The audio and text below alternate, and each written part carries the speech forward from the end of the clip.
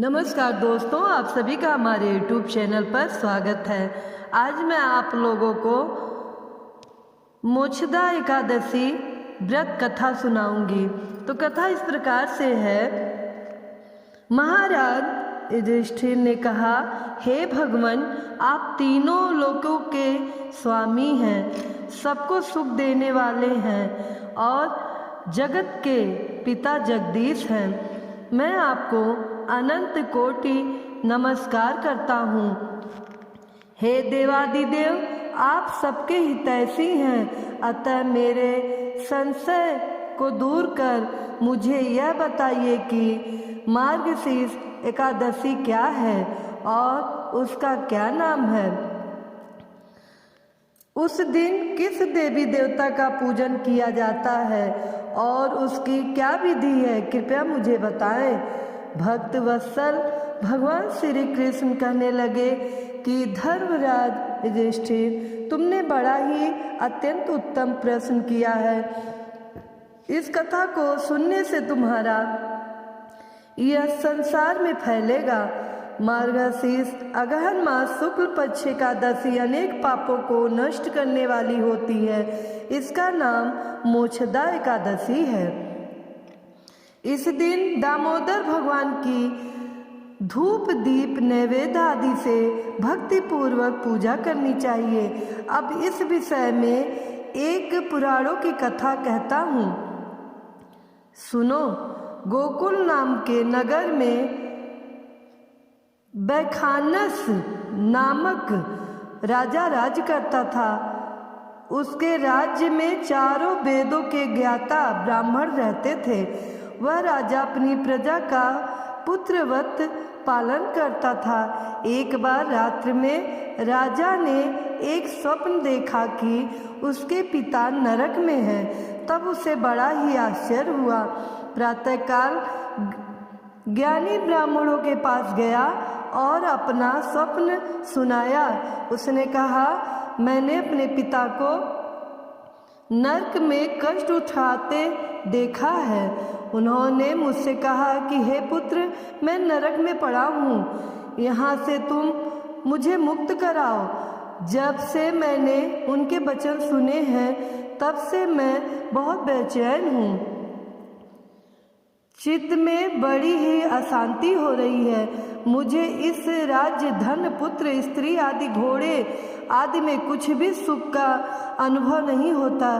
कृपया कर बताइए, क्या करूं? राजा ने कहा, हे ब्राह्मण देवताओं, इस दुख के कारण मेरी सारी देह जल रही है। अब आप कृपा करके कोई तप, दान, व्रत आदि ऐसा उपाय या युक्ति बताइए जिससे मेरे पिता को मुक्ति प्राप्त हो जाए। उस पुत्र का जीवन व्यर्थ है जो अपने माता पिता का उद्धार ना कर सके। एक उत्तम पुत्र जो अपने माता पिता तथा पूर्वजों का उद्धार करता है, वह 1000 मूर्ख पुत्रों से अच्छा है। जैसे एक चंद्रमा सारे जगत में प्रकाश कर देता है, किंतु असंख्य तारे नहीं कर सकते। ब्राह्मणों ने कहा, हे राजन, यहाँ पास ही भूत भविष्य वर्तमान के ज्ञाता पर्वत ऋषि का आश्रम है। आपकी समस्या का हल वे जरूर करेंगे। ऐसा सुनकर राजा मुनि के आश्रम पर गया। उस आश्रम में अनेक शांत चित्त योगी और मुनि तपस्या कर रहे थे। वहीं पर्वत मुनि बैठे थे। राजा ने मुनि को प्रणाम किया। मुनि ने राजा से कुशलता पूछी। राजा ने कहा कि महाराज, आपकी कृपा से मेरे राज्य में सब कुछ कुशल है, लेकिन अकस्मात मेरे चित्त में अत्यंत अशांति होने लगी है। ऐसा सुनकर पर्वत मुनि ने आंखें बंद की और भूतकाल विचारने लगे। फिर बोले, हे राजन, मैंने योग के बल से तुम्हारे पिता के कुकर्मों को जान लिया है। उन्होंने पूर्व जन्म में कामातुर होकर एक पत्नी को रति दी, किंतु सौत के कहने पर दूसरे पत्नी को ऋतुदान मांगने पर भी नहीं दिया। उसी पाप कर्म के कारण तुम्हारे पिता को नरक में जाना पड़ा।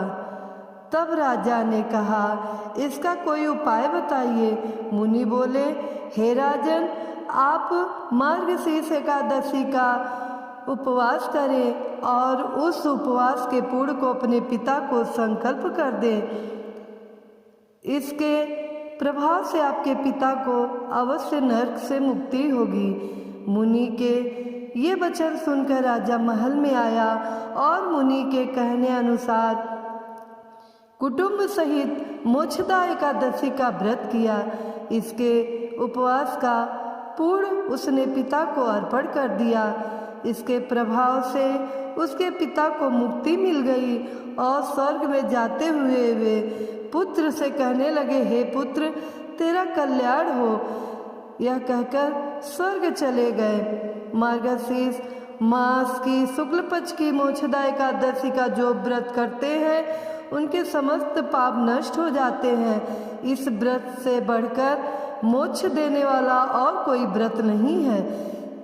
इस कथा को पढ़ने या सुनने से वाजपेयी यज्ञ का फल मिलता है।